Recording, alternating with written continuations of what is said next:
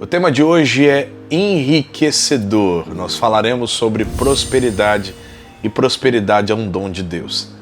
Apesar de muitas pessoas possuírem crenças limitantes acerca do tema, pois de alguma certa forma não foram ensinadas em casa, na escola, foram ensinadas a trabalhar duro para ganhar um salário e pagar as despesas, mas não foram ensinadas a prosperar. E outras, por adquirirem entendimento errôneo sobre o assunto, criaram um certo bloqueio e acham que não precisam prosperar e que se prosperarem, se afastarão de Deus. E algumas são até revoltadas quando falamos de prosperidade. Eu me lembro uma vez, um cidadão disse para mim: pastor, o dinheiro é do diabo. Eu respondi a ele: quer ver o diabo? Ele disse: como? Eu falei: fique sem dinheiro. O amor ao dinheiro é a raiz de todos os males. E a escassez financeira não é apenas uma questão de falta de recursos materiais. Ela pode ter um impacto profundo em sua autoestima, sua saúde mental, até mesmo afetar o seu casamento e seus relacionamentos. Quando você luta para suprir as necessidades básicas, a pressão emocional e espiritual, ela se torna gigantesca.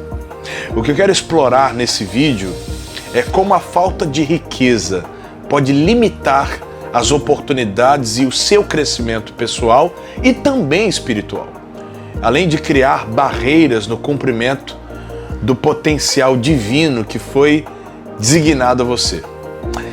Além dos desafios pessoais, a escassez também pode afetar significativamente os nossos relacionamentos familiares, sociais e a sua ida e vinda dentro da sua comunidade ou até mesmo programações que você poderia desfrutar e não consegue. Quando uma pessoa está endividada, a preocupação, o estresse, ele pode até se tornar crônico. Existe um desgaste emocional muito sério, além de você enfrentar conflitos internos. E aí você até duvida da sua capacidade. Você diz: poxa, onde está Deus nesse momento que eu estou enfrentando? Por isso, nada melhor do que conversar sobre o tema. E quando a gente conversa, a gente supera as dificuldades, a gente aprende. Quando a gente aprende com os exemplos bíblicos, os personagens da Bíblia que enfrentaram problemas semelhantes e superaram suas crenças limitantes, suas escassez, confiando na provisão e na orientação de Deus, eu vejo que o caminho se torna eficaz, o caminho se torna direito.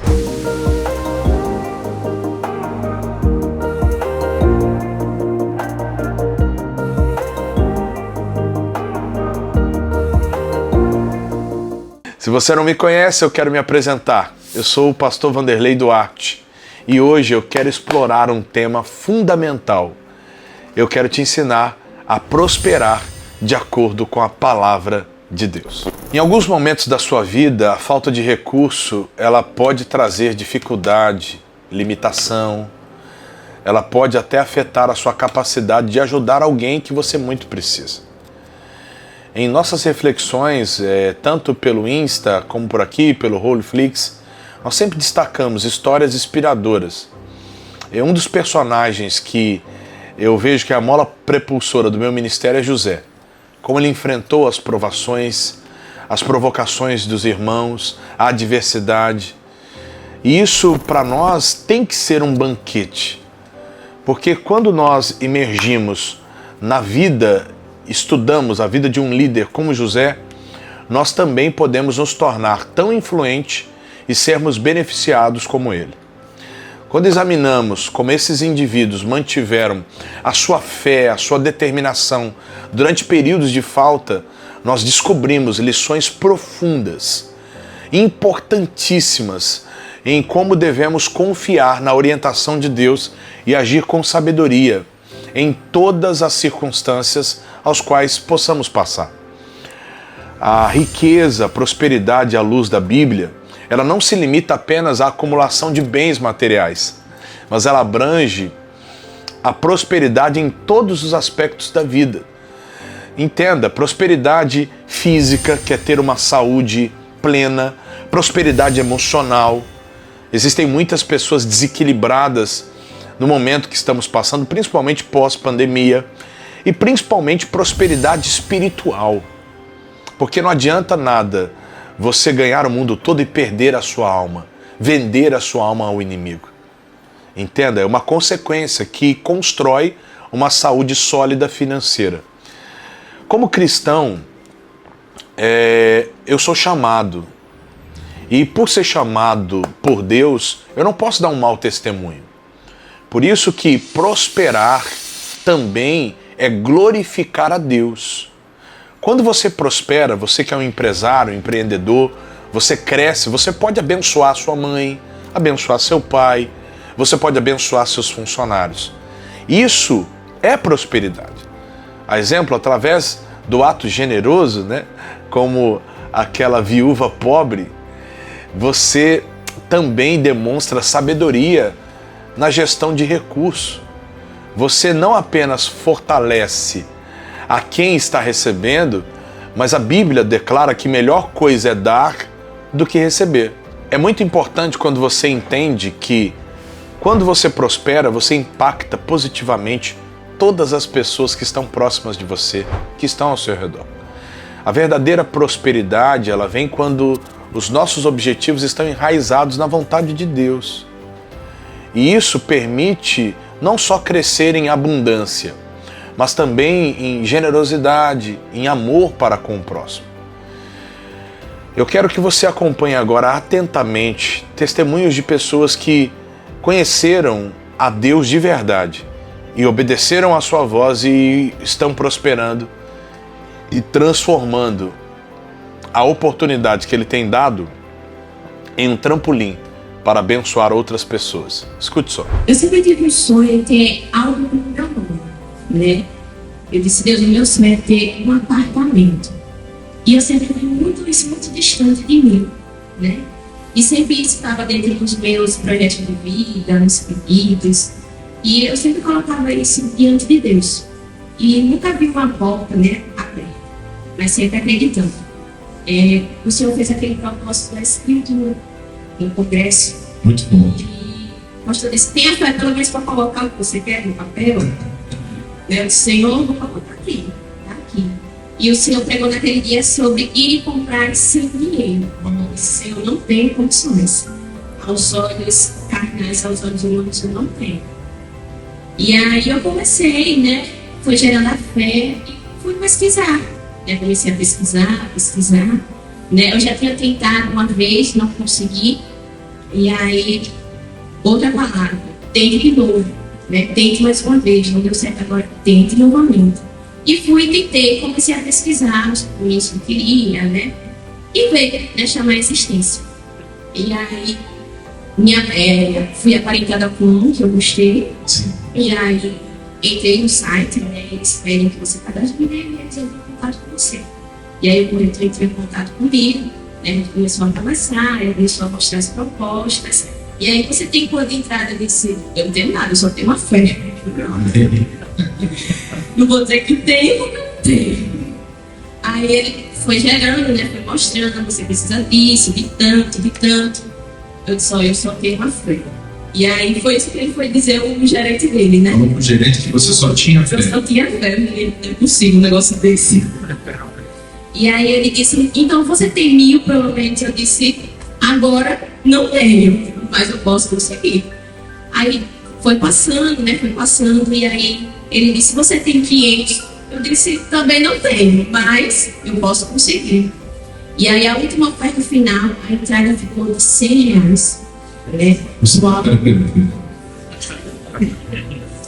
comprou um apartamento de R$100 de entrada. E bom, dá para glorificar Deus aqui?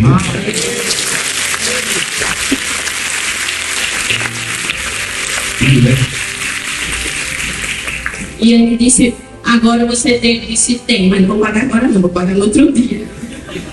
Ele, eu pago para você, eu disse, não, eu vou pagar no outro dia. Aí, entrei, né, paguei, tudo certinho, começou, né, as papeladas, né, a gente ia, assinou o contrato. Né, dia 15, né, de janeiro, a gente foi assinar uma caixa e tá aí para a glória de Deus no meu nome. Que legal. Né, onde eu queria, o condomínio que eu queria, e Deus me abençoou. Amém. Essas histórias ilustram como princípios como a semeadura e a colheita e a fidelidade nos pequenos e grandes atos podem resultar em bênçãos sem medidas. Em um testemunho vibrante de fé e também de prosperidade. A Bíblia diz que a bênção do Senhor ela enriquece e ela não acrescenta dores. Por isso que você precisa aprender a confiar em Deus acima de todas as coisas. É tremendo quando nós observamos uma pessoa que do nada cresceu, avançou, desenvolveu e agora tem prosperado.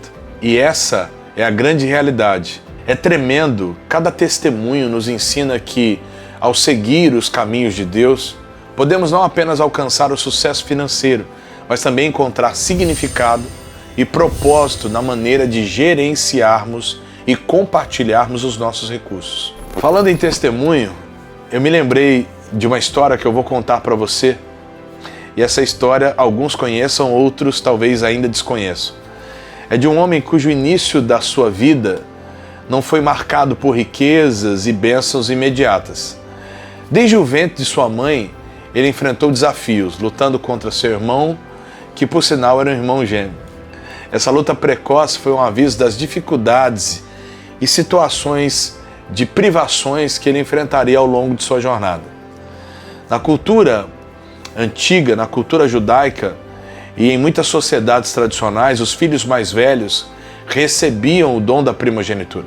Isso significa que quando o chefe da família falecia, o filho mais velho era o herdeiro principal, assumindo não apenas a liderança espiritual sobre a família, mas também a autoridade sobre os bens materiais e as decisões familiares. A primogenitura era vista como um direito sagrado, uma posição de prestígio garantida ao primogênito, uma posição de destaque e responsabilidade, não só para com a família, mas como toda a comunidade que estava ali dentro daquela linhagem familiar. Essa tradição ela refletia não apenas a ordem natural da sucessão, mas também a continuidade da linhagem, a preservação da herança familiar ao longo das gerações.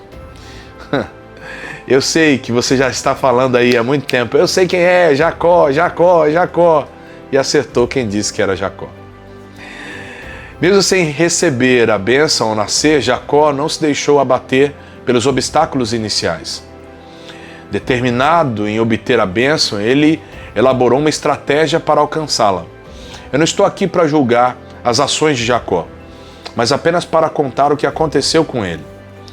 Num dia em que Esaú saiu e voltou faminto após caçar, ele pediu a Jacó um pouco do guisado. Ou seja, houve uma negociação. Jacó concorda e troca o guisado pela bênção de primogenitura, que é o que ele desejava. Mais tarde, Isaac, pai de Jacó, e Esaú estava prestes a abençoar Esaú. Jacó, aconselhado por sua mãe Rebeca, disfarçou-se como Esaú e recebeu a bênção que inicialmente deveria ter sido dada a Esaú. Ou seja, o irmão de Jacó, Esaú, vendeu sua primogenitura e a bênção paterna a Jacó por um prato de lentilhas. Veja, nós encontramos esse texto registrado em Gênesis 25, do versículo 29 ao 34. Por que eu falei sobre ele? Porque após receber a bênção paterna, que originalmente estava designada a Esaú, Jacó teve que fugir para escapar da fúria de seu irmão. Esaú queria matar Jacó e ele vendeu a bênção e mesmo assim queria matar Jacó. Ele achou que foi manipulado e por isso perdeu a bênção da primogenitura. Jacó, temendo por sua vida, partiu para Harã, onde lá ele buscou refúgio na casa de seu tio Labão. Jacó, quando ele chegou em Harã, ele encontrou com Labão, seu tio, e começou a trabalhar para ele. O trabalho de Jacó era muito diligente, a bênção de Deus estava sobre Jacó. Como eu disse, preste atenção, Jacó, ele não iludibriou o seu irmão. Jacó fez uma negociação. E essa negociação, ele conseguiu um lucro exacerbado, mas foi uma negociação. Por isso que Jacó continuou sendo abençoado por Deus. E Jacó, ele se tornou, na casa de Labão, parte essencial de seus negócios. Ele propôs a Labão um acordo, como e onde ele cuidaria do seu rebanho, o que ele ganharia em troca. E Labão concordou e Deus abençoou Jacó. E o rebanho de Labão cresceu, mas o de Jacó prosperou muito mais. O de Jacó sobejou. E ele não só trouxe a bênção para Labão, mas trouxe bênção para ele também. Ao longo dos anos, Jacó se tornou um homem rico, um homem próspero. Ele demonstrou a importância da diligência, da fé, da bênção de Deus na vida de um ser humano. Jacó, ele aprendeu a confiar na providência divina. Jacó compreendeu a importância de ser diligente no trabalho, de ser árduo, de ser contínuo. Ele aprendeu a ter estabilidade.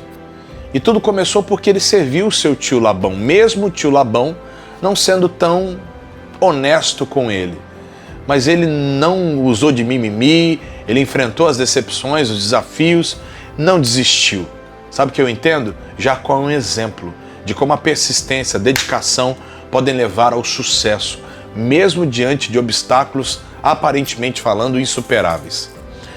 Em nossas vidas, nós podemos seguir o exemplo de Jacó, investindo em educação, desenvolvendo habilidades, sabe, confiando que Deus honrará a nossa diligência com as bênçãos abundantes. E você pode me perguntar, como eu posso aplicar esses ensinamentos bíblicos sobre riqueza no meu dia a dia? Eu quero te dar algumas estratégias e vale a pena você pegar papel e caneta. E se você ainda não me segue, por favor, me siga, porque essas dicas são valiosíssimas e não se esqueça de compartilhar com alguém que muito você ama. Bom, essas estratégias são práticas para você gerenciar os seus recursos financeiros com sabedoria, com integridade e honrar a Deus acima de todas as coisas e aprender a semear na vida do próximo, que é importante demais. Primeiramente, você precisa refletir sobre a importância de viver com integridade e carregar o princípio da generosidade em todas as áreas, buscando não apenas a prosperidade material, mas também uma vida que tenha significado e que tenha propósito. Além disso, é importante você examinar como as suas ações individuais podem contribuir para a construção de uma família, de uma empresa, de uma comunidade mais justa, amorosa e também compassiva. Porque venhamos e convenhamos, de que adianta você ganhar muito dinheiro, mas ser uma pessoa isolada, sozinha, que é desprezível aos olhos de outras pessoas? Por isso, aprenda a se comprometer a ser um agente de mudança, e mudança positiva, na vida de sua família, a ser um abençoador da igreja através de dízimos e ofertas. Aprenda a usar os seus recursos para promover o bem-estar e a prosperidade de quem está ao seu redor. E para concluir, eu quero que você sempre se lembre da importância de buscar a prosperidade de acordo com a palavra de Deus, vivendo uma vida de fé e de esperança e de amor. Se comprometa observando os exemplos daqueles que vieram antes de nós, que são os nossos heróis da fé. Use seus talentos e recursos para honrar a Deus e abençoar pessoas que estão ao seu redor. Se você quer chegar a esse nível, eu quero orar por você agora. Eu quero abençoar você e eu sei o quanto Ele é fiel. Vamos orar? Pai querido, Deus amado, Pai tremendo, Deus de amor. Em o nome de Jesus Cristo eu oro por esta pessoa que clama comigo agora. Algumas, meu Pai, estão chorando porque o Senhor falou muito com elas. Outras, meu Pai, estão começando a caminhar na fé. E eu lhe peço, ó Pai, muda essa história. Mude, ó Pai, a história da família. Transforme essa opressão em oportunidade. Olhe para essa pessoa que perdeu tudo e, consecutivamente, ela vinha buscando prosperar, mas do jeito dela. Jesus, dê uma nova chance a ela, para que ela possa provar e ver que o Senhor é bom e que a tua benignidade dura para sempre. Que toda ferramenta contrária seja amarrada e expulsa em nome de Jesus. Eu te abençoo, meu amigo. Eu te abençoo, minha amiga. E que você viva e desfrute do melhor do Senhor. Amém, amém e amém. Graças a Deus. Graças a Deus. Se você se identificou com este conteúdo e deseja continuar aprendendo como viver uma vida próspera, eu quero fazer um convite único para você. Não se esqueça de inscrever aqui no meu canal. Não se esqueça de curtir e compartilhar. Porque juntos nós podemos crescer em sabedoria e fé e impactar positivamente muitas pessoas ao nosso redor com graça e com a verdade do Evangelho. Um beijo no seu coração. Que Deus te abençoe muito. Um forte abraço. Até o próximo vídeo.